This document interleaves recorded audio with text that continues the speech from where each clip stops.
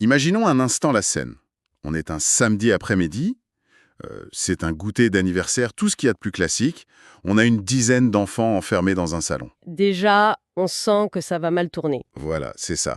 Au début, tout se passe à peu près bien.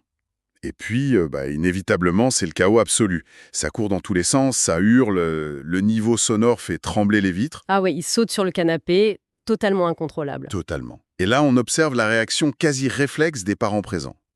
Ils regardent la table, genre remplie de gâteaux au chocolat, bonbons, de soda. Ils lâchent un grand soupir et ils disent Le fameux pic de sucre. exactement. Ils disent ah, c'est le pic de sucre. Ils ont mangé trop de sucre, ils sont survoltés. C'est devenu une vérité absolue. Hmm. Et si je disais que ce fameux pic de sucre, cette hyperactivité sucrée, c'est en réalité un mensonge total, un mythe médical et psychologique complet. Ok, décortiquons tout ça car il y a un fossé énorme entre ce que l'on croit observer chez les enfants et la réalité de nos propres angoisses d'adultes face à la distraction. C'est une entrée en matière parfaite parce que, en fait, ce mythe du sucre, c'est vraiment la porte d'entrée idéale pour comprendre un problème beaucoup, beaucoup plus vaste. Ce qui est fascinant ici, c'est la façon dont les adultes projettent leurs propres angoisses, Ouais, leurs propres sentiments d'impuissance directement sur le comportement des plus jeunes. c'est clair. On observe un enfant distrait ou agité, et au lieu d'analyser la situation avec la même rigueur, enfin la même nuance qu'on appliquerait à un adulte, eh bien on saute sur la première explication qui nous dédouane. Attendez, là je dois vous arrêter tout de suite sur cette histoire de sucre. Parce que, mythe ou pas mythe, j'ai vu mes propres neveux, après un grand verre de soda et 2 parts de gâteau. Tu m'en doutes? Ils grimpent littéralement au rideau. Vous n'allez pas me dire que c'est une illusion d'optique, si. Qu'est-ce que la science dit exactement là-dessus? Eh bien la science est catégorique, et c'est souvent hyper difficile à accepter pour les parents, hein.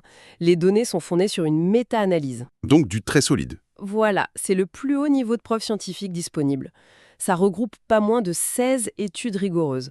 Et la conclusion, elle est sans appel. Le sucre n'a absolument aucun effet sur le comportement, l'agitation ou les performances cognitives des enfants. Zéro effet. Zéro. Vraiment. Physiologiquement, oui, zéro. Le morceau de gâteau n'est pas du tout responsable de la tempête dans le salon. Mais alors, comment on explique ce qu'on voit de nos propres yeux? S'ils sont pas sous l'emprise d'une substance excitante, pourquoi ils deviennent fous à ce moment précis? C'est là qu'il faut regarder l'environnement, en fait, et les mécanismes psychologiques. Pourquoi ils sont agités? Parce qu'ils sont un goûter d'anniversaire. Oui, vu comme ça, Il y a l'excitation de l'événement, l'anticipation des cadeaux, la musique, les jeux et surtout la contagion sociale. Mettez 10 enfants dans une pièce avec le droit de faire du bruit et l'adrénaline monte. C'est le contexte qui crée l'excitation, c'est pas la chimie du bonbon. c'est logique. Mais l'aspect le plus incroyable, c'est pas le comportement des enfants, c'est celui des parents. C'est-à-dire? Les parents modifient le comportement de leurs enfants sans s'en rendre compte. Exactement. Il y a des études en double aveugle qui sont fascinantes là-dessus. On prend un groupe de mères et on leur dit « Votre enfant vient de consommer une forte dose de sucre D'accord. ». Sauf qu'en réalité, l'enfant a reçu un placebo, une boisson sans aucun sucre. Et que se passe-t-il? Les mères, persuadées que leur gamin est sous l'influence du sucre, commencent à le surveiller de beaucoup plus près. Oh, je vois le genre. Elles planent au hors de lui, elles interviennent à la moindre petite agitation, elles restreignent ses mouvements, bref, elles deviennent hyper anxieuses et contrôlantes. Ah ouais. Et l'enfant réagit à cette pression? Voilà, l'enfant capte cette tension, il se sent oppressé par cette surveillance soudaine, et comment il réagit? Il s'agite, il se rebelle, il devient difficile. Et la boucle est bouclée. Le sucre le rend hyperactif. C'est un biais de confirmation magistral. L'adulte crée littéralement le comportement qu'il redoute, tout en blâmant un élément extérieur. Alors là, c'est là que ça devient vraiment intéressant. Parce que blâmer le sucre pour l'agitation d'un enfant, au final, c'est comme blâmer la forme du verre qu'on renverse de l'eau sur la table, au lieu de se dire qu'on a juste été maladroit, quoi. C'est une excellente analogie. Mais pourquoi on a ce besoin si viscéral de blâmer ce pauvre gâteau? En fait, c'est un bouc émissaire. C'est la définition même du bouc émissaire, oui. Face au chaos d'un salon qui est retourné par 10 gamins, le parent ressent une énorme perte de contrôle. Et cette perte de contrôle, elle génère une angoisse profonde. Silencieusement, le parent se pose des questions très douloureuses. Est-ce que je gère mal la situation? Est-ce que je suis incapable d'imposer des limites? Est-ce que mon enfant manque de discipline à cause de moi? Et l'incertitude est insupportable pour l'ego. Et le sucre arrive comme un sauveur psychologique. Après-ziment. Accuser le sucre, ça dissipe cette incertitude en une fraction de seconde. C'est plus un échec éducatif, c'est plus une dynamique familiale complexe, c'est la faute d'une molécule. La culpabilité s'évapore. L'adulte et l'enfant sont tous les deux acquittés, en gros. C'est ça, ils sont victimes d'une force chimique extérieure. C'est un mensonge, certes, mais c'est un mensonge incroyablement réconfortant. Alors, qu'est-ce que tout ça signifie vraiment pour nous aujourd'hui? Parce que si on est tout à fait honnête, le sucre, c'était le bouc émissaire des années 90 ou 2000. Ouais, tout à fait. Aujourd'hui, on a trouvé un coupable bien plus sophistiqué. On blâme plus vraiment le gâteau lors des repas de famille, on blâme la tablette, on blâme le smartphone. Le parallèle est total. Si l'on relie cela au contexte plus global de notre rapport à la technologie moderne, la mécanique est identique au millimètre près. On a simplement remplacé le mot sucre par le mot algorithme. C'est frappant. Genre, un enfant ne répond pas quand on l'appelle pour passer à table parce qu'il regarde une vidéo. Cet écran, ça lui grille le cerveau, il est hypnotisé. Hum, hum. Il fait une crise de colère quand on éteint la console. C'est la faute de ce jeu vidéo conçu par des ingénieurs diaboliques pour le rendre accro.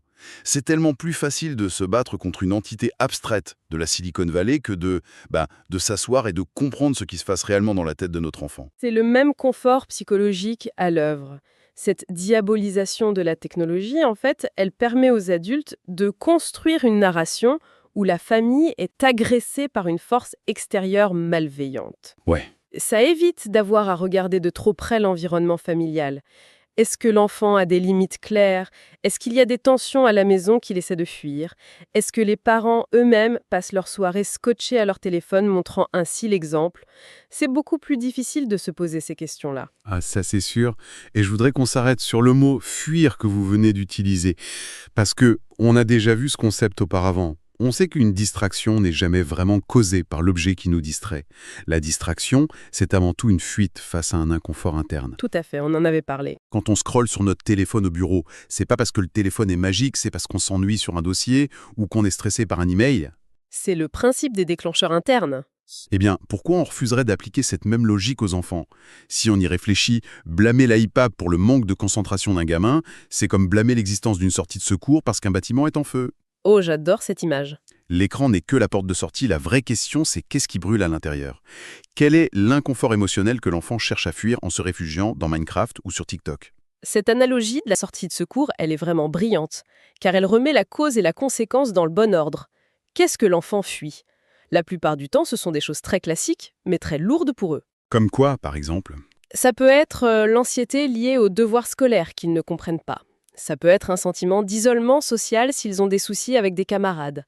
Ou très souvent, c'est simplement un manque d'autonomie. Ah oui, l'autonomie. Bah oui, la vie d'un enfant est hyper contrôlée. On leur dit quand se lever, quand manger, quoi apprendre, comment s'habiller. Le jeu vidéo ou l'écran, c'est parfois le seul espace où ils ont un pouvoir de décision, où ils sont maîtres de leur environnement. Donc, en confisquant brutalement la tablette en disant ce truc te rend idiot, on résout pas du tout le problème de fond. On ne fait que condamner la porte de sortie. Et l'incendie, l'inconfort interne, il continue de brûler. C'est même pire que ça. Non seulement on ne résout pas le problème, mais on crée des dommages collatéraux majeurs. Cela soulève une question importante, et c'est sans doute le point le plus critique de toute cette réflexion. Je vous écoute. En adoptant cette posture, en répétant à nos enfants que la technologie est conçue pour pirater leur cerveau, qu'ils n'y peuvent rien, que les algorithmes sont plus forts qu'eux, que sommes-nous en train de leur enseigner au fond? On leur enseigne qu'ils sont faibles, qui sont des victimes, quoi. Exactement. En psychologie, on appelle ça l'impuissance acquise ou l'impuissance apprise. C'est un concept dévastateur.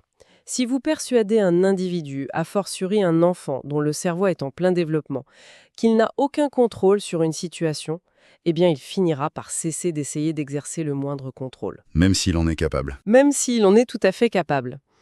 Si on dit constamment à un enfant « Attention, ce jeu vidéo est une drogue, c'est plus fort que toi », on le dépossède de son libre arbitre. C'est fou. Le jour où il ressent l'envie impulsive de jouer au lieu de faire ses devoirs, il va pas se dire « Tiens, je ressens une frustration, je dois me réguler ».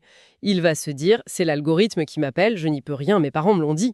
Il a l'excuse parfaite. Voilà, on lui fournit sur un plateau d'argent la meilleure excuse possible pour ne jamais développer de discipline par semaine. Ouais. Mais c'est un vrai paradoxe, en fait.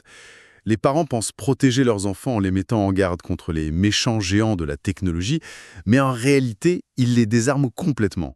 C'est une prophétie autoréalisatrice. En voulant les protéger, on les rend fondamentalement vulnérables parce qu'on détruit leur croyance qu'ils peuvent maîtriser leur propre attention. C'est là que réside le véritable danger. C'est pas l'écran en soi, c'est le récit que l'on construit autour de l'écran. Si on traite les enfants comme des automates manipulables, ils se comporteront comme des automates manipulables. Ouais. Pour devenir imperturbable, pour apprendre à gérer les distractions, la première étape indispensable, qu'on ait 7 ans ou 40 ans, c'est de croire que l'on a le pouvoir de le faire.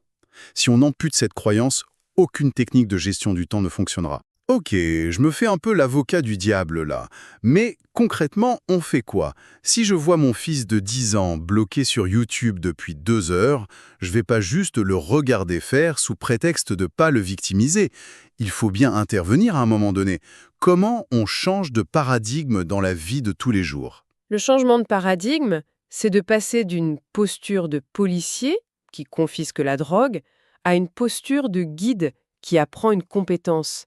L'attention, c'est pas un don inné, c'est un muscle qui s'entraîne. D'accord? Au lieu d'arriver en arrachant l'appareil des mains en disant « c'est fini les écrans, ça te rend agressif », il faut ouvrir un dialogue sur l'inconfort interne dont nous parlions tout à l'heure. Donc ça ressemblerait à une conversation du type je vois que tu as du mal à décrocher.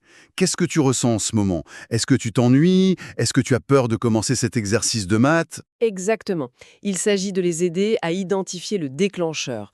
Une fois que l'enfant comprend que son envie compulsive de regarder une vidéo est souvent liée à un petit stress ou à de l'ennui, il reprend le pouvoir. C'est brillant. On peut ensuite l'aider à trouver d'autres manières de gérer ce stress.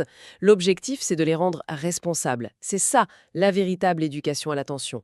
C'est leur dire « oui, ces applications sont très bien conçues, elles sont très attirantes, mais ton cerveau est plus puissant. Tu as la capacité de choisir. » On remet l'humain au centre en fait.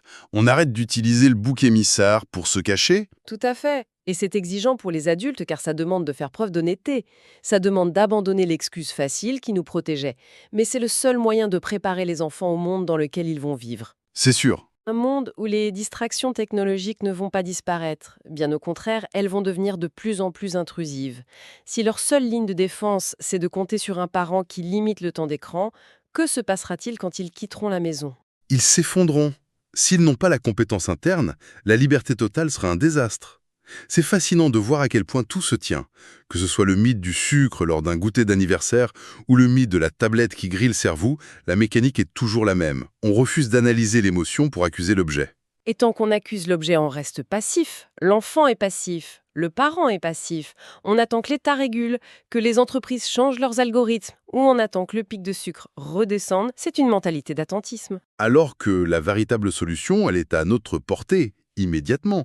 Si je dois résumer tout ce qu'on vient de se dire, le véritable pouvoir sur notre attention et sur la façon dont on guide celle de nos enfants commence à la seconde exacte où l'on a le courage de lâcher nos excuses. Il faut arrêter de chercher des boucs émissaires pour justifier le chaos. C'est ça. Oui, élever des enfants, c'est parfois bruyant, c'est parfois difficile, et la concentration demande de l'effort. Mais la pire chose que l'on puisse faire, c'est de leur faire croire qu'ils sont les victimes impuissantes de leur environnement. C'est un message profondément optimiste, en réalité. C'est redonner de la capacité d'action à tout le monde, et surtout de la confiance. Absolument, c'est une perspective qui peut donner un peu le vertige au début, parce qu'elle nous oblige à nous remettre en question, mais elle change tout. La façon dont on raconte l'histoire de la distraction détermine notre capacité à la vaincre. Et c'est là que tout commence vraiment à prendre sens. Et pour celles et ceux qui veulent aller plus loin, le livre est disponible gratuitement via le lien en description.